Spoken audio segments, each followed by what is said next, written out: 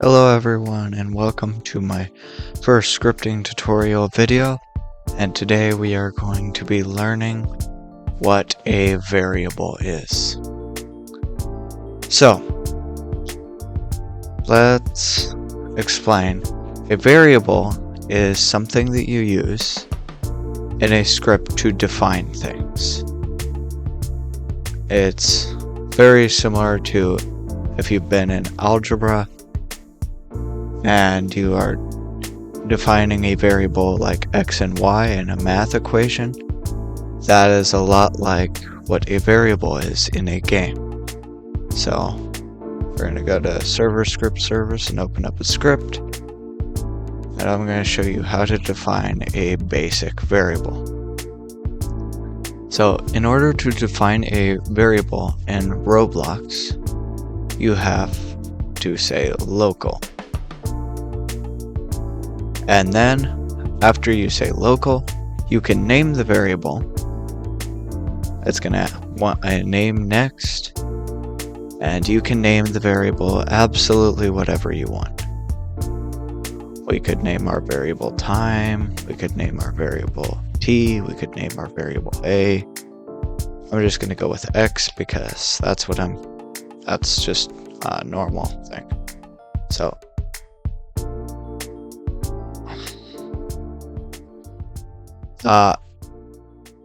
x is my variable here, and now I have an equal, and this is whatever I want the variable to equal. So if I wanted my variable to equal a number, that's an option. I define another variable. Another thing you can have a variable be is a string.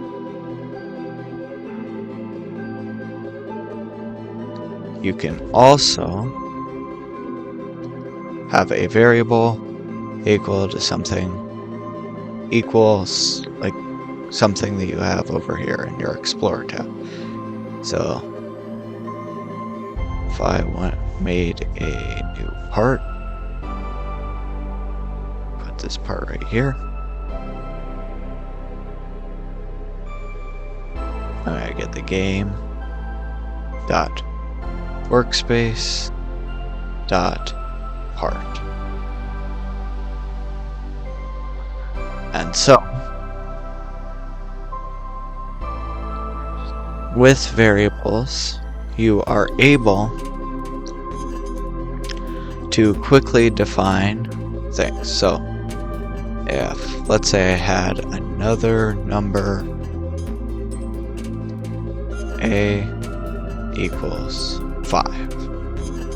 Let's say for some reason I wanted to figure out what a plus x equals. So we can create another variable that's equal to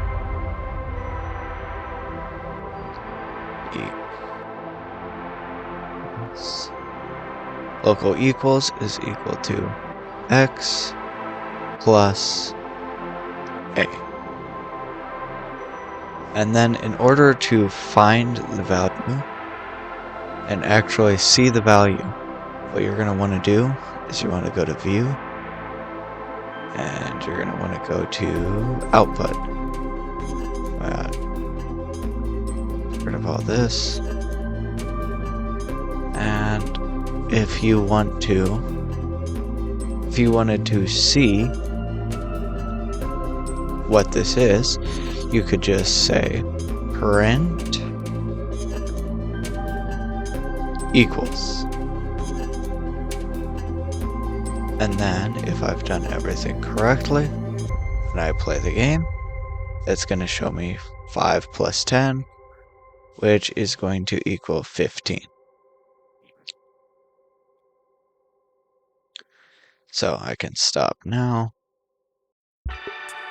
You can also, inside of a print statement, you can also print, if I wanted to print y.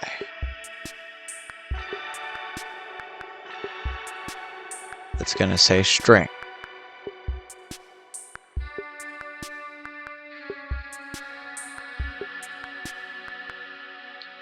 if I wanted to, you can actually, for number values, instead of doing this right here, if you wanted to do this without having to create any more variables than you have to, you could do print a plus x,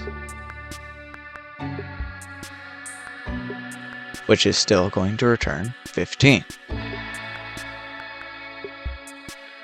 So you can do a plus x, you could do a times x, you could be a divided by x, and if you, whoops, yeah, a times x, that should print 50. Nope. So you can do a lot of different things with this. It's going to print half. Now, this is the last thing, and we're going to local boolean. You know what? Or actually I put B because I can't remember how to spell boolean. You can also have it equal to a boolean, which is going, you can either have true or false,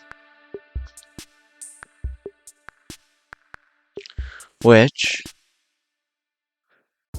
this, since I'm asking if a is equal to x, it's going to print a boolean. Whoops, I forgot to do something, but since a does not equal x, it's going to print false. If a did equal x, if a was also 10, it's going to print true.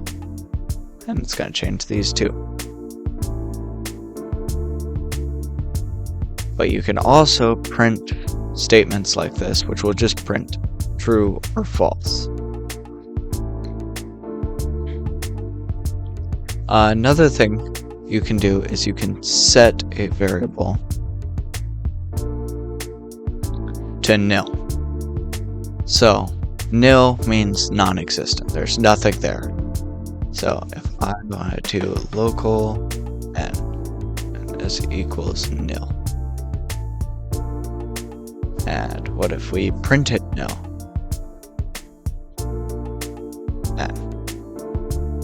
Then it should just say nil.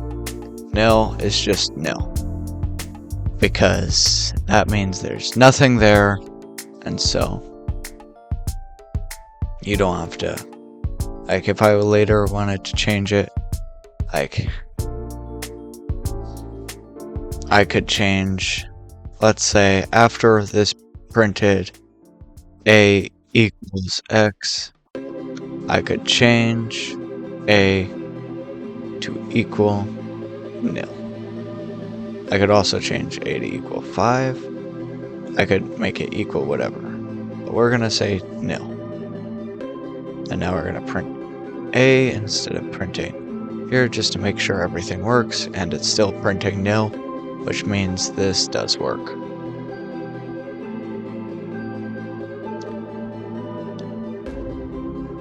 So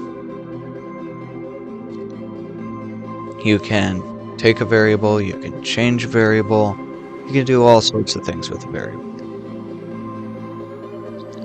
But variables are going to be one of the most important things you're going to use. And making variables will allow you to do all sorts of much more complicated things that we will get into next video. Next video, I plan on going through booleans and true-false statements more in depth, because this is just true or false, but we can go through logic. I'll call it logic, where you can say if something equals something, or if something doesn't equal something, then it's going to do something, and that will help us use variables to actually affect things that are going to happen in our game. So, I hope you enjoyed this tutorial, and I will get you another tutorial next Monday. I'm going to try and do these weekly, and they'll either be on Mondays or Fridays. I'm still trying to figure out my schedule for things, but I will see you next time. Goodbye.